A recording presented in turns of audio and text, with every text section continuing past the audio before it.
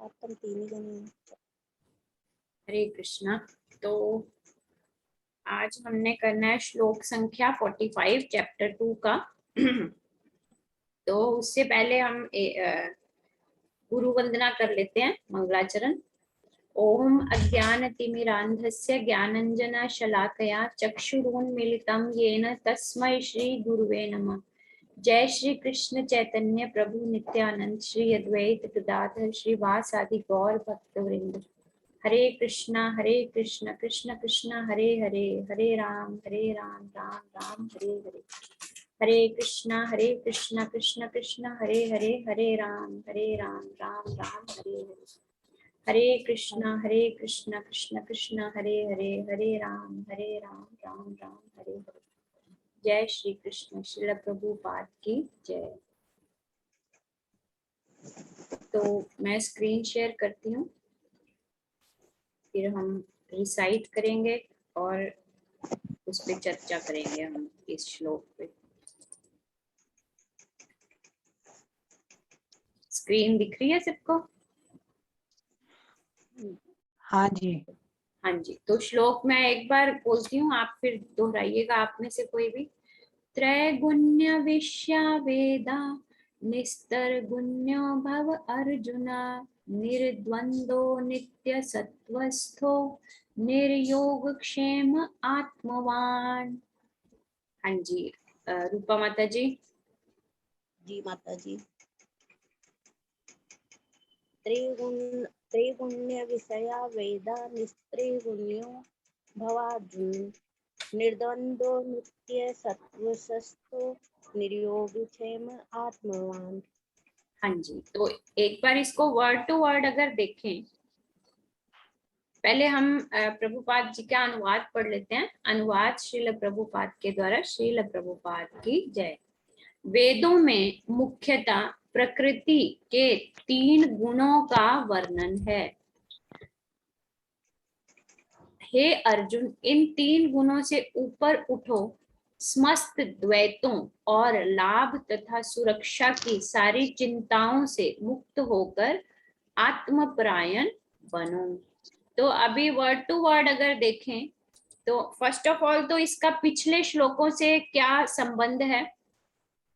पिछला श्लोक जो हमने 42 और 43 किए थे, उसमें हमने पढ़ा था कि वेदों में जो कर्म कांड दिया हुआ है, उस कर्म कांड से हम सुख और सुविधाओं की मांग करते हैं भगवान से और उन सुख सुविधाओं को भोगते हैं। और श्लोक संख्या 44 जो पिछला श्लोक था, भोग ऐश्वर्य प्रसक्ता नाम, उसमें हमने ये देखा था कि किस तरह से भोगों और ऐश्वर्यों में फंसकर जो हम हैं वो जीवन और मृत्यु के चक्कर में फंसे रहते हैं। तो उसी की कंटिन्यूशन में अब भगवान श्री कृष्ण जो है वो बता रहे हैं कि हम भोग और ऐश्वर्य में जो हम भौतिक बॉडी के अंदर बंधे हुए जीव हैं, वो किस तरह से भोगों और ऐश्वर्यों में बंधे रहते हैं, उसका कारण क्या है। पहले भगवान ने हमें बताया कि वन पॉइंटेड फोकस होना बहुत ज्यादा जरूरी है। अगर हम अपना एम बना लेते हैं कि भगवान की प्राप्ति हमें करनी है, तो उसके लिए वन पॉइंटेड फोकस होना हमारा बहुत जरूरी है। उसके बाद भगवान ने बताया कि उस वन पॉइंटेड फोकस में जो दिक्कत आती है वो क्या आती है, जो रुकावट होती है वो क्या है। वो रुकावट है भोग और ऐश्वर्यों में बहुत ज्यादा आसक्ति। और अब भगवान आगे उसी विषय को कंटिन्यू कर रहे हैं कि भोग और ऐश्वर्यों में जो आसक्ति है वो किस वजह से आती है। त्रैगुण्य विषया, त्रैगुण्य विषय, त्रैगुण, ये पहली बार शब्द भगवान ने भगवत गीता में यूज किया है। लेकिन इन 3 गुणों के ऊपर चर्चा होगी चैप्टर नंबर 14 में बहुत ज्यादा विस्तार से। उसमें भगवान बताएंगे कि किस तरह के कपड़े, किस तरह का खाना, किस तरह का सोना उठना, किस तरह के विचार, किस तरह की हमारी जीवन शैली जो है, उससे पता चलता है कि कौन सा मनुष्य जो है वो किस गुण में है। तो अभी के लिए 3 गुण, त्रैगुण्य मतलब 3 गुण, तो वो 3 गुण कौन से हैं पहले उस पे चर्चा करेंगे।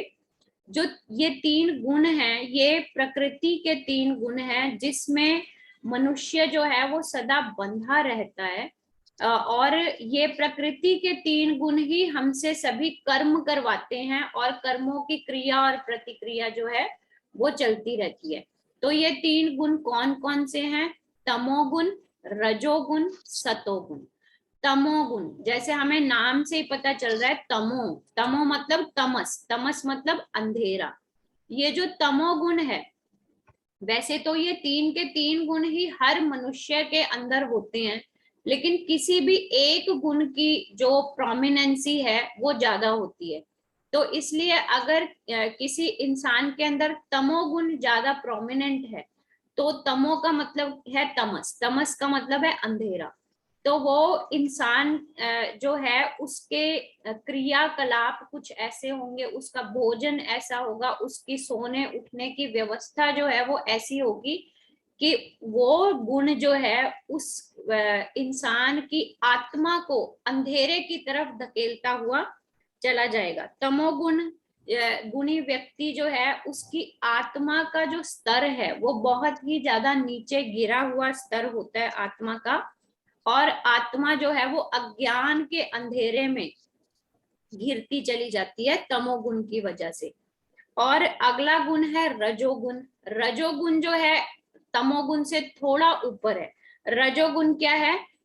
आत्मा को, रजोगुण होता है जिस मनुष्य में बहुत ज्यादा अनंत इच्छाएं हैं। अनंत इच्छाएं मतलब जैसे आज अगर मैं नौकरी कर रहा हूँ, मेरी सैलरी 50,000 है, तो मुझे अब लाख करनी है ना।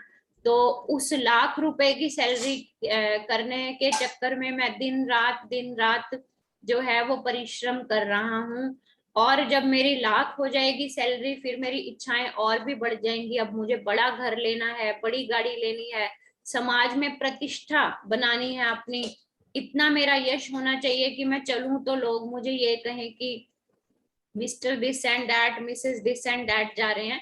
तो इतनी अनंत इच्छाएं अगर किसी इंसान की होती हैं तो वो रजोगुण में स्थापित होता है। और ज्यादातर आजकल हम सोसाइटी में देखते हैं लोग रजोगुण में स्थापित है, क्योंकि लोगों को इसी बात की चिंता रहती है कि मेरा मान सम्मान, मेरी प्रतिष्ठा, मेरी गाड़ी, मेरा घर, मेरी बीवी संस्कारी होना चाहिए, मेरा पति सबको अच्छा लगना चाहिए, मेरे बच्चे जो है वो बहुत ज्यादा संस्कारी होने चाहिए, है ना।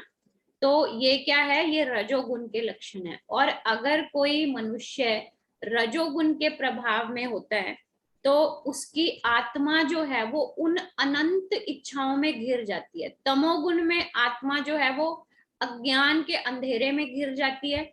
रजोगुण में आत्मा जो है वो अनंत इच्छाओं की बेड़ियों में घिर जाती है, और हम दुनियावी खुशियों को प्राप्त करने के लिए हमेशा जद्दोजहद करते रहते हैं। तीसरा गुण है सतोगुण। सतोगुण जो है उसमें मनुष्य की बहुत ज्यादा कोई इच्छाएं नहीं होती। मनुष्य जो है आत्म संतुष्ट होता है कि ठीक है, मुझे जो मिला है बहुत अच्छा है, मेरी जिंदगी शांति से चल रही है ना। आत्मा का जो स्तर है वो इन दोनों गुणों से ऊपर होता है, लेकिन फिर भी उसमें अध्यात्म नहीं होता। जैसे हमने सोसाइटी में आपने कई लोगों को देखा होगा जो कहते हैं कि ठीक है, हम अपनी लाइफ से पूरी तरह से सेटिस्फाइड हैं, है ना। हमारे बच्चे जो हैं पढ़ लिख गए हैं, बाहर सेटल्ड हैं, अच्छी जॉब्स में हैं, हम रिटायर हो चुके हैं, अब पेंशन आ रही है तो अच्छी तरह खा पी रहे हैं, कोई चिंता नहीं, सब चिंताओं से मुक्त हैं। वो है सतोगुण। लेकिन सतोगुण भी आध्यात्मिक नहीं होता। आध्यात्मिक नहीं होता मतलब मनुष्य वहां उस लेवल पर भी भगवान के बारे में नहीं सोचता, या ये नहीं सोचता कि मैं कौन हूं और मैं इस दुनिया में कैसे आ गया, मुझे इस जन्म और मरण के चक्कर से किस तरह से छुटकारा मिलेगा। हालांकि आत्मा का स्तर सतोगुण में ऊपर होता है, इन दोनों से ऊपर होता है, रजोगुण से भी तमोगुण से, लेकिन फिर भी आध्यात्मिक दृष्टि से अध्यात्म से नहीं जुड़ा हुआ होता मनुष्य। बट ये है कि अगर हम सतोगुणी हैं तो अध्यात्म से अगर जुड़ना चाहते हैं तो सतोगुणी मनुष्य के लिए आध्यात्मिक मार्ग पर चलना बहुत ही ज्यादा इजी होता है, क्योंकि वो ऑलरेडी अपने आप में संतुष्ट है। तो अब अगर तमोगुण, रजोगुण, सतोगुण इन तीनों को समझें तो तीनों की तीनों ही एक तरह से रस्सियां हैं जो कि हमें बांध के रखती है। तमोगुण है अज्ञान की रस्सी, मान लीजिए लोहे की चेन है, जंजीर है। रजोगुण है इच्छाओं की रस्सी, मान लीजिए चांदी की चेन है। और सतोगुण जो है वो है संतुष्टि की रस्सी, मान लीजिए सोने की चेन है। लेकिन है तीनों ही रस्सियां, गुण का एक मतलब रस्सी भी होता है। तो इसलिए ये तीनों रस्सियां हमें बांध के रखती हैं। जब तक हम इन तीनों गुणों के अंदर बंधे हुए हैं तब तक हम अध्यात्म तक नहीं जा सकते। ये तो हमारा था, सिर्फ पहले वर्ड का मीनिंग हमने किया त्रय गुण। अब ये तीन गुण जो है वो किस कहाँ का विषय है? विषया वेदा। ये तीनों गुण जो है वेदों में इनका कंप्लीट विषय दिया हुआ है। मतलब वेदों में ये तीनों के तीनों गुणों के बारे में पूरा सार दिया हुआ है। जैसे प्रभुपाद ने कहा ना, वेदों में मुख्यतः प्रकृति के तीनों गुणों का वर्णन है। तो इन तीनों गुणों का मेन वर्णन जो है वो हमें वेदों में मिलता है। कर्म कांड, क्योंकि वेद जो है वो कर्म कांड के बारे में बताते हैं, तो इसलिए वेदों में इन तीनों गुणों के विषय में हमें सुनने को मिलता है। लेकिन ये तीनों गुण हैं क्या? ये रस्सियां हैं जो कि हमें सांसारिक बंधनों में बांध कर रखती हैं। अब भगवान आगे क्या कह रहे हैं अर्जुन से? निस्त्रय गुण्यो भव अर्जुना। निस्त्रय गुण, त्रय गुण मतलब तीन गुण, निस्त्रय मतलब इन तीन गुणों से आजाद हो जाओ, है ना, इन तीन गुणों से ऊपर उठ जाओ। भव अर्जुना, भव मतलब हो जाओ, इन तीनों गुणों से ऊपर उठ जाओ हे अर्जुन, है ना। अब भगवान कह रहे हैं कि हे अर्जुन तुम इन तीनों गुणों से ऊपर उठो, क्योंकि जब तक जीवात्मा इन तीनों गुणों में घिरी हुई है तब तक जीवात्मा जो है वो आध्यात्मिक ग्राउंड्स पर नहीं जा सकती, स्पिरिचुअल लेवल तक नहीं पहुंच सकती। अब इन तीनों गुणों से ऊपर उठने का उपाय क्या है वो भगवान अगले वाक्य में बता रहे हैं। निर्द्वंदो, निर्द्वंद मतलब, द्वंद का मतलब क्या है? द्वैत भाव। द्वैत भाव मतलब सुख और दुख, लाभ और हानि, शांति और झगड़ा, है ना। ये जो है ये क्या है? द्वंद है। इन द्वैतों से जब हम अपने आप को आजाद कर लेंगे, है ना, मतलब जैसे हमने पीछे कई वर्सेस में ये पढ़ा है कि हमें जो है समभाव रहना है। समभाव मतलब हमें एक ऐसी अवस्था प्राप्त कर लेनी है जो कि जिसमें हमें ना तो सुख में बहुत ज्यादा हम उछलना शुरू हो जाएं और ना ही दुख में हम एकदम से अपना मन जो है वो बिठा के बैठ जाएं कि अब मेरे लिए तो यहाँ पर कुछ बचा ही नहीं है ना। सुख और दुख को समान दृष्टि से देखें, लाभ और हानि को समान दृष्टि से देखें। व्यापार करना है क्योंकि मैंने अपने बच्चों की और अपने घर की आवश्यकताओं को पूरा करना है, लेकिन उसमें लाभ हो रहा है या हानि हो रही है उसमें हम इतना ना सोचें, है ना। तो वो क्या अवस्था है? निर्द्वंद, मतलब हम द्वैत रहित हो जाएं।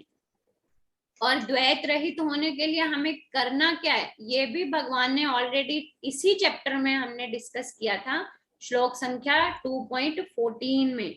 मात्रा स्पर्शस्तु कौन्तेय शीतोषणा सुख दुखदा आगम पाइनो नित्या ताम तितिक्षस्व भारत।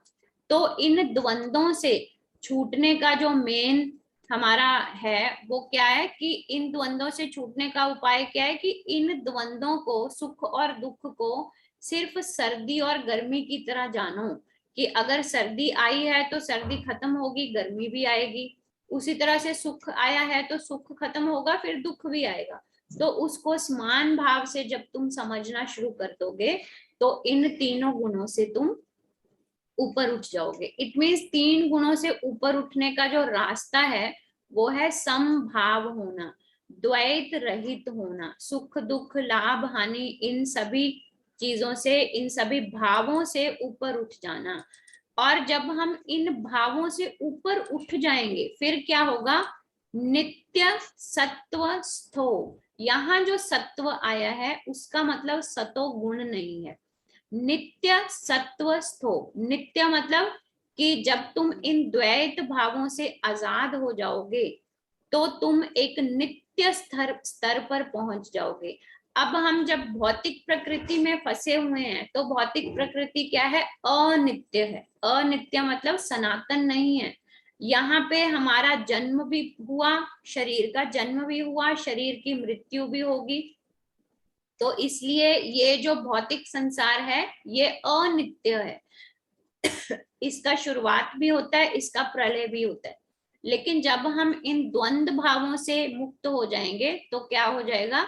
नित्य सत्व स्थो, कि हम नित्य सनातन में वास करेंगे। स्था मतलब रुकना, कि फिर हम सनातन में वास करेंगे। भौतिक प्रकृति में होते हुए भी हम जो है वो अपने आप को सनातन मानेंगे। कैसे सनातन मानेंगे?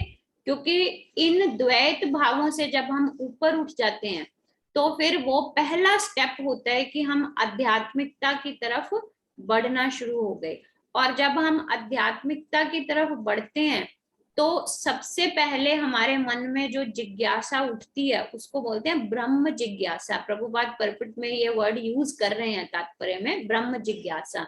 ब्रह्म जिज्ञासा का अर्थ क्या है? कि हम फिर अपने बारे में जानना चाहते हैं कि मेरा स्वरूप क्या है, इस शरीर से परे क्या मेरा कोई स्वरूप है? हाँ है, आत्मा का स्वरूप। फिर वो आत्मा यहाँ पर आ कैसे गई? आत्मा का जो परम धाम है वो क्या है ना? जब हम इन क्वेश्चंस को इंक्वायर करना शुरू कर देते हैं, हम इन प्रश्नों को पूछते हैं, तो इट मीन्स कि हम अध्यात्म की तरफ बढ़ना शुरू हो गए। वो हमारा अध्यात्म की तरफ पहला स्टेप होता है। जैसे अब हम सब यहाँ पे भगवत गीता डेली पढ़ते हैं, समझते हैं, कुछ ना कुछ डिस्कस करते हैं। क्यों कर रहे हैं? क्योंकि हमारे मन में ये सवाल है कि मैं कौन हूँ, यहाँ कैसे फंस गया, और मेरा नित्य धाम क्या है, और इस जंजाल से छूटकर मैं वहां कैसे पहुंच सकता हूँ। इसीलिए हम यहाँ पे जुड़ते हैं। इट मीन्स हम नित्य सत्व होने की कोशिश कर रहे हैं, हम सनातन में रहने की कोशिश कर रहे हैं। अब सनातन में जब द्वैत भावों से मुक्त होते हैं तो अध्यात्म की तरफ बढ़ते हैं। और निर्योग क्षेम, योग क्षेम का क्या मतलब है? योग क्षेम का मतलब जैसे प्रभुपाद यहाँ कह रहे हैं, योग और क्षेम का मतलब है लाभ और रक्षा के भाव, है ना।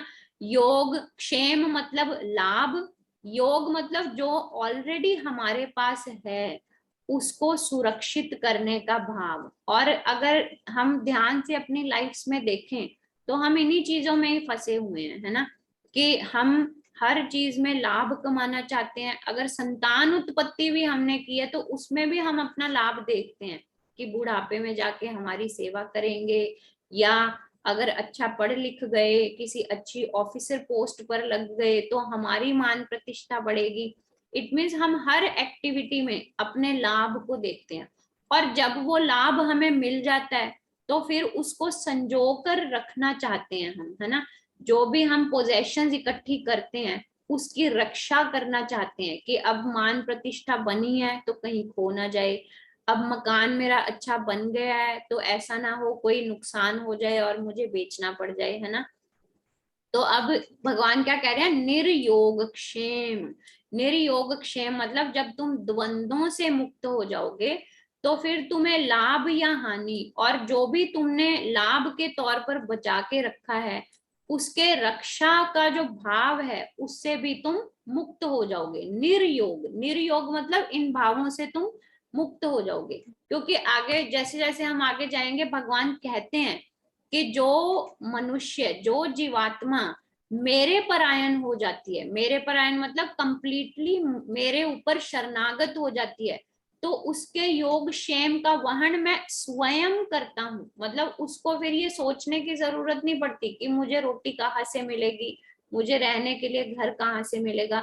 सिंपली अगर तुम मेरे शरणागत हो जाते हो, मनुष्य जीवात्मा अगर भगवान के शरणागत हो जाता है तो भगवान उसका योगक्षेम वहन करते हैं, भगवान ही उसके लाभ और हानि को देखते हैं, भगवान ही जो कुछ उसके पास है उसकी रक्षा स्वयं करते हैं। तो इसलिए भगवान कह रहे हैं कि तुम जब इन द्वंद्वों से मुक्त हो गए और तुम जब जो है नित्य सनातन भाव में आ गए, तो फिर तुम योग और क्षेम मतलब लाभ और हानि या जो भी तुम्हारे पास है उसकी रक्षा करने के भाव से भी मुक्त हो जाओगे। और क्या हो जाओगे?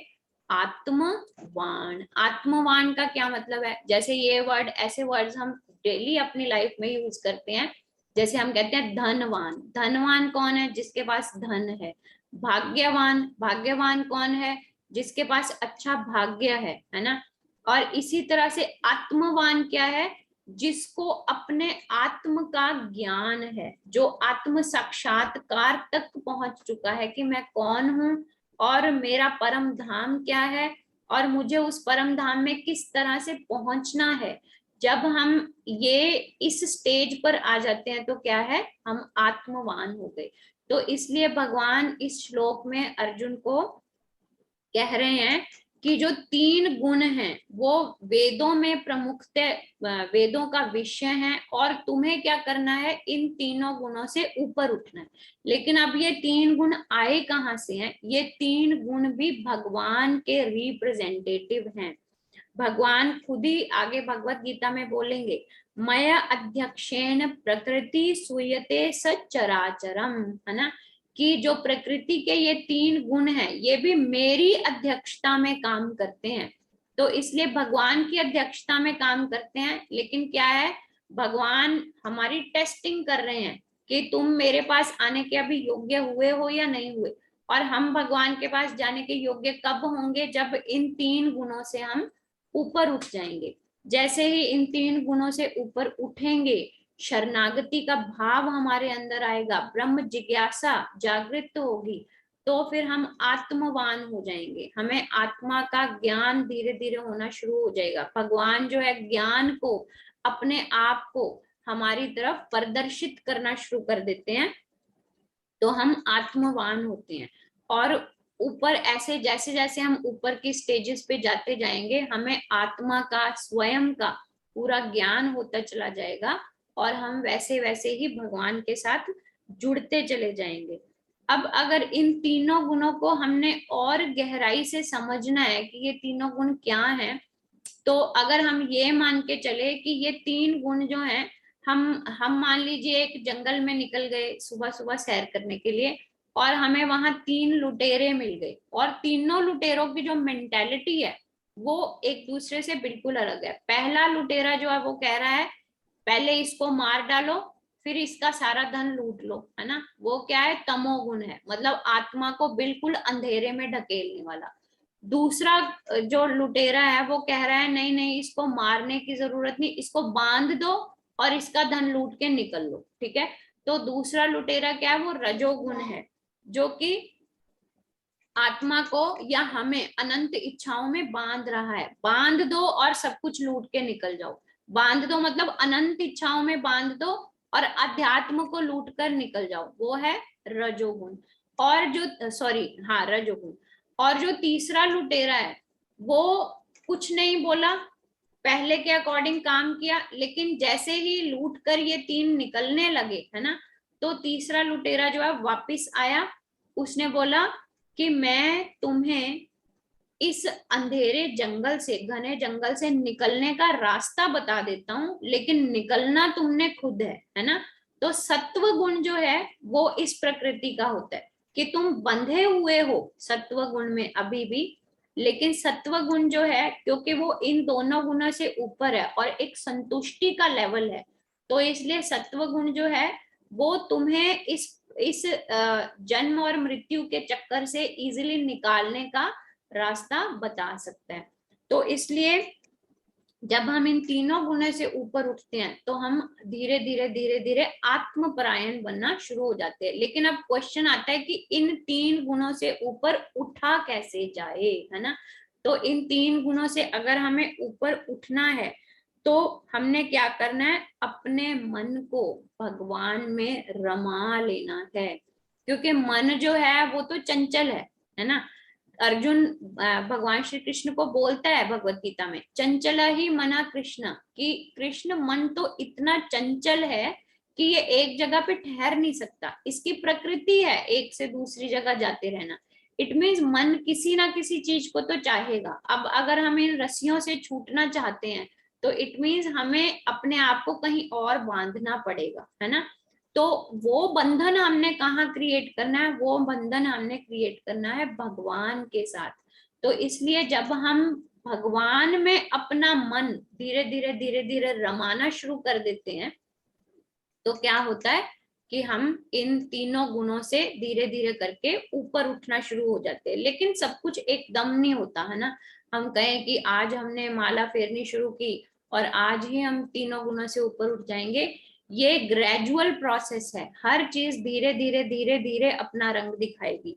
तो अब भगवान में मन को रमा कैसे सकते हैं, भगवान की मर्जी को ही अपनी मर्जी समझकर। जैसे हमने अभी कहा मात्रा स्पर्शस्तु कौन्तेय, कि इन विषय विकारों को सिर्फ स्पर्श मात्र समझो और मेरी इच्छा के हिसाब से अपने आप को ढालो। ताम तितिक्षस्व भारता, उनको सहन करना सीखो, है ना।